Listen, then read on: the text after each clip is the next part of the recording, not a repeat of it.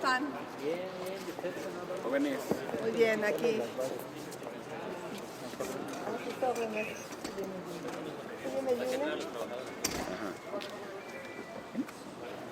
¿Ahí se fría la marra? ¿Quieres una? Está bien. ¿Cómo les fue, senadora? Bueno, básicamente es muy importante escuchar a los trabajadores. No es nada de lo que se ha argumentado de privilegios. Aquí no tienen que ver nada los ministros. Se habla de fideicomisos anteriores que tienen que ver con desde el seguro de separación del trabajador más humilde, que si desaparece ese fideicomiso van a dejar a ese trabajador humilde sin una prestación que él aportó, por ejemplo. O el mantenimiento a los edificios donde laboran, que tiene que ver con que pues, estén en buenas condiciones, sobre todo el de San Lázaro que tiene problemas de cimentación. Tiene que ver con recursos para sustituir los equipos de cómputo que estén actualizados para hacer frente al nuevo sistema penal acusatorio, que le requiere muchísimos más temas digitales. Tiene que ver con una serie de fondos, por ejemplo, cuando cambian a un juez a algún otro lugar, pero él paga su renta, es algo que no se dice. Entonces, una explicación muy detallada de todo lo que se estaría eliminando, pero a los trabajadores. O sea, aquí es un tema de trabajadores, no tiene que ver con privilegios. Bueno, sí, con el privilegio de dar una buena justicia a los mexicanos. Se afectaría muchísimo el caso de que se eliminaran estos fideicomisos a la justicia misma. Entonces, de por sí hay un rezago importante en el Poder Judicial, sin equipo de cómputo, sin buenos sistemas de capacitación, que es otro tema, otro de los fideicomisos que se pretenden quitar, tiene que ver con la capacitación de jueces, de magistrados, de personal, en temas como se va actualizando todas las leyes. A ellos recuerden que les pasamos lo laboral. Entonces nos hablaban de miles de asuntos, o sea, por ejemplo decían, el año pasado se infartaron 9 personas, por el estrés, por la carga excesiva de trabajo, y les damos apoyo para poderlos atender porque su seguro de gastos médicos es muy pequeño y no les alcanzaría.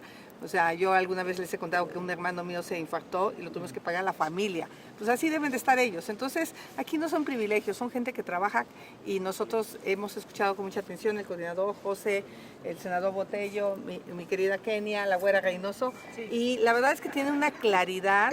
Ojalá los senadores de Morena los escucharan con una apertura, porque sí están atentando contra derechos laborales de los trabajadores, y nosotros en el Frente Amplio por México no lo vamos a permitir.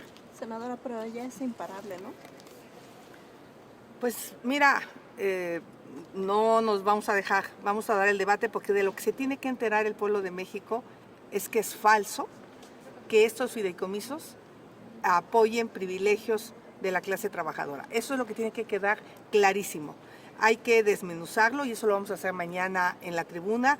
Cada uno de los senadores vamos a subir reservas para explicarle a los mexicanos de qué se tratan los fideicomisos. Creo que para eso nos sirvió esta reunión, ya teníamos algo de información, pero ellos nos han abondado, hasta inclusive dejado copia de recibos de pago de los trabajadores, para que no quede ninguna duda que se está afectando a pequeños trabajadores. Por eso la magnitud de la marcha. O sea, si esto no estuviera afectando derechos laborales, pues nadie dijera, ay, no salía a defender a 11 ministros, ¿verdad? Pues no, la verdad es que se están afectando sus derechos laborales. Senadora, comenta que van a presentar reservas.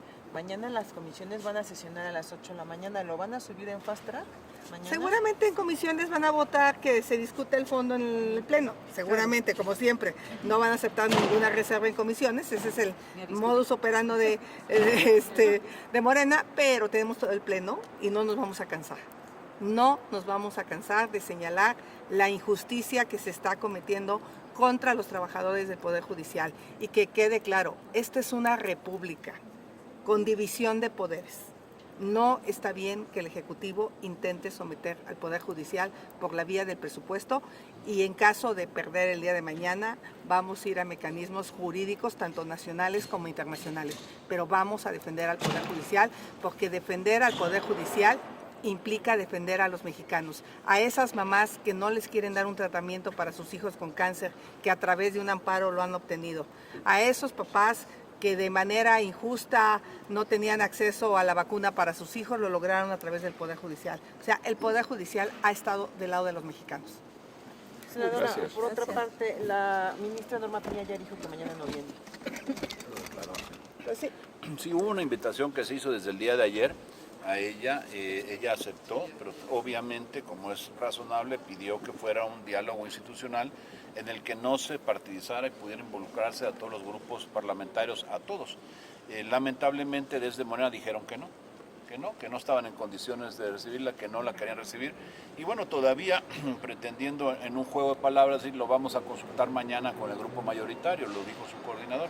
A ver, si mañana lo van a consultar cuando ya hayan sesionado las comisiones, pues es un absurdo, es una tomadura de pelo. De lo que estamos hablando es de que se pueda resolver antes de que, y se pueda atender lo mínimo a quien representa la cabeza del Poder Judicial de nuestro país en una reunión en donde se pueda explicar pues todo esto que ha dicho la senadora Xochitl Gálvez. Al final de cuentas no hay afectación a ni un solo ministro porque no tiene nada que ver con los fideicomisos. Sí la hay la afectación a los trabajadores del Poder Judicial y no se debe de permitir. Entonces, el que se impida por lo menos conocer, platicar y bueno, informarse los senadores y las senadoras de qué es lo que está pasando y cuál es la afectación a todo el Poder Judicial y por supuesto a los trabajadores, es lo mínimo que se debería de hacer en un caso como este. Lamentablemente no tienen la voluntad de escucharlos a la ministra ni al Poder Judicial y por supuesto lo que están es cumpliendo una instrucción desde el Poder Ejecutivo que pareciera que es quien les, bueno, no pareciera, es quien les manda y les está prohibido pensar, razonar y bueno, debatir. Simplemente lo único que les está permitido por lo visto es votar. Y decirles que pues cualquier, yo diría, lo que le pase a la ministra Piña, el desaire que le hace Morena, no es a la ministra Piña, es al Poder Judicial.